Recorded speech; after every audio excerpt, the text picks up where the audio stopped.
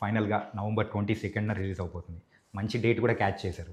So ఎలా feel అవుతున్నారు? నేను క్యాచ్ కన్నా ఆయన క్యాచ్ చేయించేలా చేసాడు ఆయన. క్యాచ్ చేశారా? అంటే ఎంతో మంది చెప్పారండి ఈ డేట్కి రావద్దు, చాలా సినిమాలు ఉన్నాయి చెప్పేసి.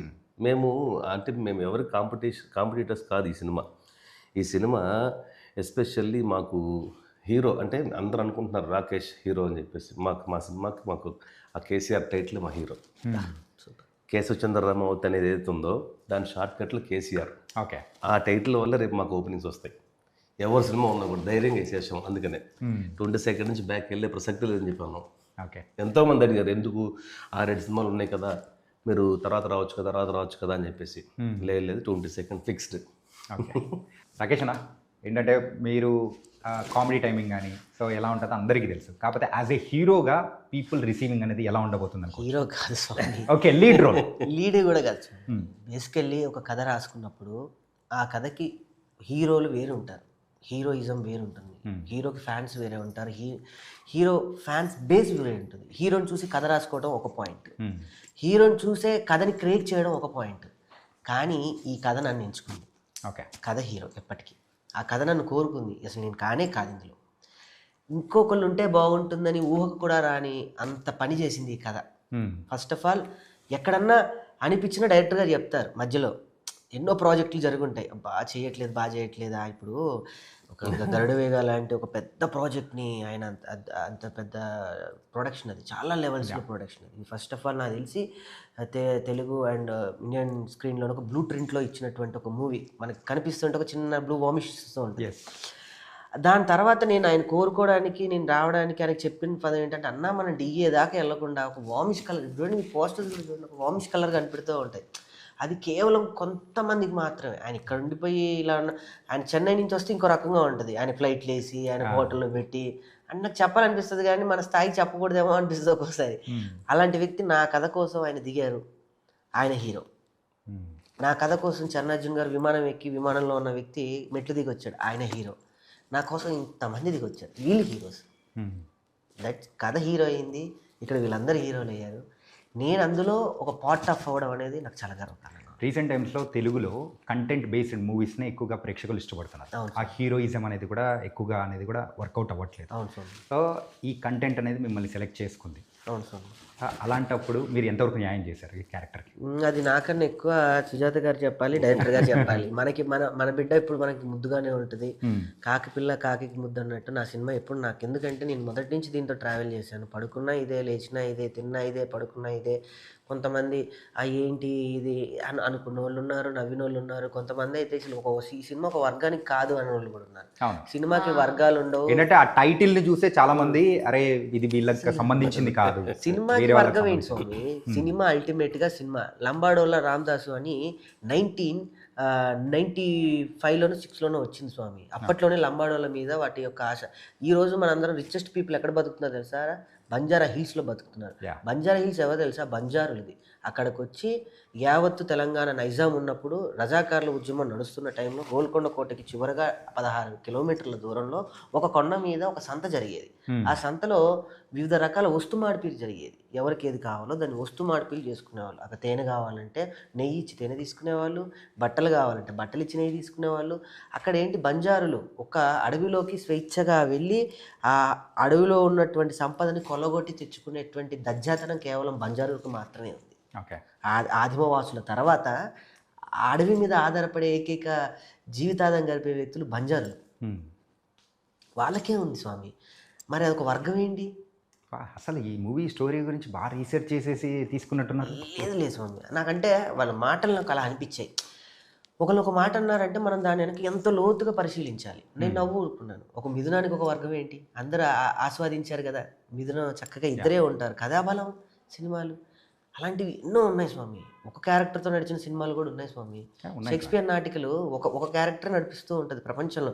ఇప్పటికీ 72 సంవత్సరాలుగా న్యూయార్క్ ఫిలిం థియేటర్స్లో ప్రదర్శిస్తున్న నాటకం ఏదైనా ఉంది అంటే అది షేక్స్పియర్ నాటకం మాత్రమే. ఇప్పటికి నువ్వు వెళ్ళి టికెట్లు దొరకవు, ఇప్పుడు వెళ్ళినా దొరకవు. అదేంటో ఒక వర్గం అనేది ఉండదు సినిమానికి, వర్గం ఉండదు. సినిమాలోనే వర్గాన్ని చూపిస్తారు. ఓకే. సినిమాలోనే ఒక రక్తపాతం చూపిస్తారు, సినిమాలోనే ఒక ఎమోషన్ చూపిస్తారు. సినిమాలను చూసే బయట ఉన్నటువంటి తత్వాలు మారుతూ ఉంటాయి. నాకు ఎందుకో ఫ్యూచర్లో మీరు డైరెక్టర్ అవుతారేమో అనిపిస్తుంది. యాక్చువల్లీ ఈ కథ రాసుకున్నప్పుడు తను డైరెక్ట్ చేద్దామని ఉద్దేశంతో కథ రాసుకున్నారు. తను యాక్ట్ చేద్దామని ఇంట్రెస్ట్ లేదు అప్పుడు. ఓకే. సో అన్ఫార్చునేట్లీ కొంతమందికి దగ్గరికి వెళ్ళి అప్రోచ్ అయ్యి వాళ్ళతో చేయలేక ఏం చేద్దాం సిచ్యువేషన్ ఆయన పడవేకాల్సి వచ్చింది. ఆయన తీసుకున్నారు ఆ షిప్ ఇటు వెళ్ళాల్సిందని. లేదు లేదు నేను ట్రావెల్ చేస్తా, టైటానిక్ షిప్ పేలేదే లేదు. ఆ టైటానిక్ షిప్ ఐస్బర్గ్ గుడ్డింది కదా, ఇది ఏ బంజారాలు కూడా గొద్దరని మెల్లగా తీసుకొచ్చి ఈ 20 దగ్గర ల్యాండ్ చేస్తున్నారు. 22 దగ్గర ఒడ్డుకు చేర్చేస్తున్నారు. ఒడ్డుకు చేర్చడం కన్నా మీన్స్ మంచి మాట ఇది. ఈ సముద్ర ప్రయాణంలో ఎన్నో దోపిడీలు ఉంటాయి. ఈ సముద్ర ప్రయాణంలో ఎన్నో తీరాన్ని దాటుతుంటే కొడితే మళ్ళీ పడవ 5,000 కిలోమీటర్ల వేగంతో 50 అడుగుల అట్లా కిలోమీటర్ల దూరం వెళ్ళిపోయేది పడవ. మళ్ళీ అక్కడి నుంచి మళ్ళీ ప్రయాణం మళ్ళీ స్టార్ట్ చేసుకుంటూ వస్తుంటే మళ్ళీ ఒక పెద్దాలు వచ్చి మళ్ళీ అలా కొట్టుకెళ్తుంటే అలా ఈ ప్రయాణంలో ఇప్పుడు మేము ఒడ్డుకున్నామా, సముద్రం మధ్యలో ఉన్నామా, ఎవరైనా మమ్మల్ని లంగరేసి లాగుతారా, లేదు ఇవన్నీ జరగవు. గ్రాండ్గా లాంచ్ నవంబర్ 22 అని మీరు అనౌన్స్ చేసేసారు. ఇంకేముంది, ఆల్రెడీ డిస్ట్రిబ్యూషన్ దానికి సంబంధించి కూడా అందరూ చూడండి. ఇందాక స్వామి ఒక వ్యక్తి యొక్క నేను వెళ్ళగానే మరి నేను వెళ్ళిందా, నా ముందు నా ఆలోచనలు వెళ్ళాయా, నా ఆరా వెళ్ళిందో తెలియదు, కానీ వెళ్ళగానే ఆయన ఈ సినిమా నచ్చినా తీసుకుంటా, నచ్చకపోయినా నేనే డిస్ట్రిబ్యూట్ చేస్తా అని అంత గొప్ప. అంటే ఇంతకుముందు ప్రీవియస్గా ఆయన అమరన్ సినిమా చేశారు డిస్ట్రిబ్యూషన్, దీప ఆర్ట్స్ వాళ్ళు, శ్రీనివాస్ గౌడ్ గారు. అంత ఎట్లా నమ్మారు నన్ను. సినిమా చూస్తేనే ఆ సీన్ తీసేసే, ఈ సీన్ తీసేసే, ఈ పాట ఎందుకు పెట్టావు, ఈ సీన్లో ఇక్కడ ఇది ఎందుకు వచ్చింది, ఇదంతా క్లమ్ చేసి కట్ చేస్తే నేను తీసుకుంటా అంటాడు ఒక డిస్ట్రిబ్యూటర్. ఇంకో డిస్ట్రిబ్యూటర్ హోటల్ వేయండి మనకి, ఒక 5 స్టార్ హోటల్ ఉంటుంది, అందులో కూర్చుందాం, సెటప్ వేసి కూర్చుందాం అంటారు ఒక డిస్ట్రిబ్యూటర్. ఇంకో డిస్ట్రిబ్యూటర్ ఏమో మనం పర్సనల్గా భోజనం చేసేటప్పుడు ఆయనకి మేము కనీసం వాటర్ కూడా ఇవ్వలేదే. అంటే ఈ ట్రావెలింగ్ లో చాలా చూసాం మేము. సినిమా తీయడం అనేది 20%, మిగతా 80% రిలీజ్ బిఫోర్ పడే కష్టాలు మేము పడ్డాం, అందరు పడ్డట్లే. అంటే చిన్న సినిమాలు జనరల్గా ఉంటాయి, పెద్ద స్టార్ సినిమా అనుకోండి ఈ డిస్కషనే ఉండదు. అనౌన్స్మెంట్కి ఆ కాంబినేషన్, ఆ డైరెక్టర్, ఆ హీరో కాంబినేషన్ అనగానే వచ్చి కొనేసుకుంటారు, అడ్వాన్స్లు ఇచ్చేస్తారు. ఇలాంటి సినిమాకి తెలియదు కదా ఎలా ఉండబోతుంది అనేది, జస్ట్ నమ్మకం అంతే. అట్లా ధైర్యం చేసావన్నా నాకు ఇప్పుడు అనిపిస్తుంది. హాయ్ శ్రీపాల్ అన్న, అట్లా ధైర్యం చేసావన్నా. ఇంతకు ముందు మంచి మార్కెట్ ఉన్న హీరోలతో తమిళ్లో చాలా సినిమాలు ఉన్నాయి. అంటే నేను ఇందాక ఒక చెప్పాను చూసారా, తెలుగు ఇండస్ట్రీలో ప్రజెంట్ కంటెంట్ బేస్డ్ మూవీస్ మాత్రమే నడుస్తున్నాయి. హీరోయిజము అది ఒక రకంగా ఒక వరకు ఓకే వర్కౌట్ అవుతుంది, కానీ మిగతాదంతా వర్కౌట్ అయ్యేది కంటెంట్. దాని గురించి మేము చాలా గర్వంగా చెప్తున్నామండి. ఈ సినిమా అందరినీ మెప్పిస్తుంది, దాంట్లో డౌటే లేదు. కొన్ని సినిమాలు అరుదుగా వస్తూ ఉంటాయి, మళ్ళీ అనుకున్నా కూడా ఈ కైండ్ ఆఫ్ సినిమా నేను డైరెక్ట్ చేయలేదు, తను యాక్ట్ చేయలేదు, మళ్ళీ ఇలాంటి సినిమా గుర్తిద్దాం అనేది ఇంక రాదు. అది చాలా గర్వం. One and only Keshavachandra Ramavath. కొన్ని మాత్రమే ఇప్పటికీ కొన్ని సినిమా పెద్ద సినిమాలతో నా సినిమాని పోలుస్తున్నాను కాదు స్వామి. కొన్ని సినిమాల స్క్రీన్ ప్లేలు ఇప్పటికీ మనం దాన్ని రీకన్స్ట్రక్ట్ చేయలేము. ఆ స్క్రీన్ ప్లే అలా అద్భుతంగా కుదిరింది అంతే.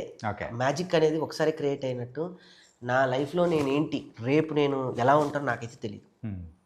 వెనక్కి తిరిగి చూసుకుంటే ఇవి కనపడతాయి నాకు.